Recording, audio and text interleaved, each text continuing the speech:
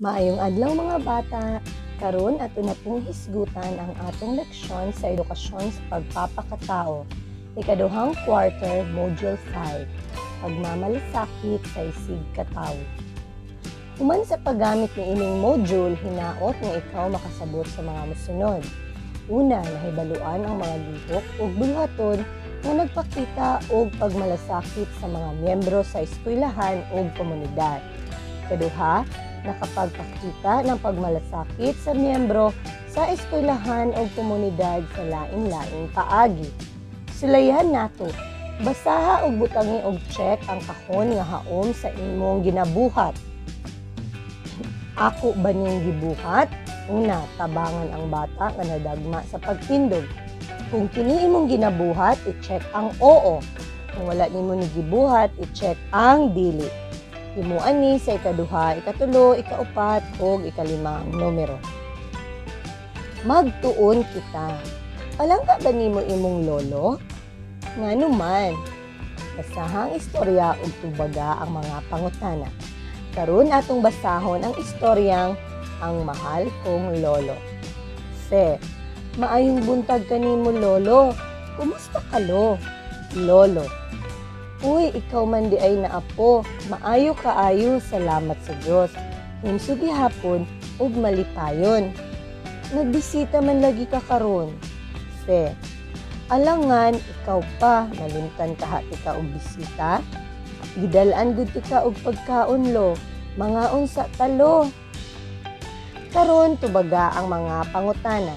Isulti lamang ang imong mga tubag, kay nga nimo dili kini isulat. Una, unsa ka ang gibati ni Fe pagbisita niya sa iyahang lolo? Nganuman. Ikaduha, nganong giatiman man ni Fe iyang lolo? Ikatulo, sa gipakita ni Fe nga pamatasan, unsa ang gibati sa iyahang lolo? Ug ikaupat, maayo bang sundugon ang gibuhat ni Fe sa iyang lolo? Nganuman. Magbansay kita. Butangi og check ang imuhang buhaton sa mosunod nga sitwasyon. Mao ni ang mga sitwasyon, unya i-check kung asa diha ang imuhang kanunay nga ginabuhat, usahay o dili. Una, katawan ang batang mongoloid. Kanunay ba nimong ginabuhat? Kung kanunay, i-check ang kanunay. Kung usahay, i-check ang usahay. Ug dili, ito check diha tungod sa dili. Maupo na ang buhata sa ikaduha, ikatulo, ikaupat ug ikalimang numero. Magbansay pa kita. Star ba ka? Butangi og check kung nabuhat nimo ang gisulti. Lingin kung wala. Una, maghatag og pagkaon sa mga makililimos. Naghatag ba ka sa ilaha? Butangi og check. Kung wala, lingin ang ibutang. Maupo na ang buhata sa ikaduha, ikatulo, ikaupat, o ikalima. Sunod, hinumduman nato. Puni og hustong pulong ang matag linya. Pilia ang tubag sulod sa kahon. Ang mga tubag anaa diha sa kahon. Atong basahon, pag-unong, lawas, katawan, pagtabang. Mapakita nato ang blank sa isig katawo pinaagi sa blank ug dili blank ang naay apan o kakulangan sa blank. Ibutang sa hunahuna ang mga tawo nga nay kakulangon sa marausab kanato nga nay mabuhat sa komunidad.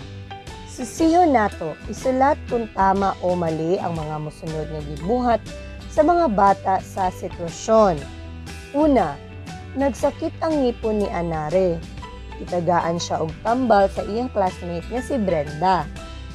Tama ba kini? Kung tama, isulat ang tama. Kung mali, isulat ang mali. Himuapod na sa ikaduha, ikatulo, ikaupat, ug ikalimang pangutana. Magpalambo kita. Lingini ang pulong na tama o mali. Kung ang imong tubag tama, lingini ang tama. Kung ang imong tubag mali, lingini ang mali. Una, singgitan ang mga makililimos. Tama ba kini o mali? lingini ang imong tubag. Tubaga ang ikaduha, ikatulo, ikaupat, ug ikalimang pangutana. Mamalandong kita.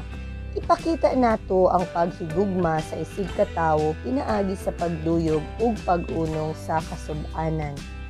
Mapakita nato ang pag-unong sa isig ka tawo pinaagi sa pagtabang o dili katawan ang nayapan o kakulangon sa lawas. Ibutang sa hunahuna ang mga tao nga nay kakulangan sama ra usab kanato nga naay mabuhat sa komunidad. So ayaw kalimot, ibutang sa hunahunang kinahanglan kita mo dako nga naay pagtabang, pagtagad ug pagmalasakit sa atong isig ka tawo.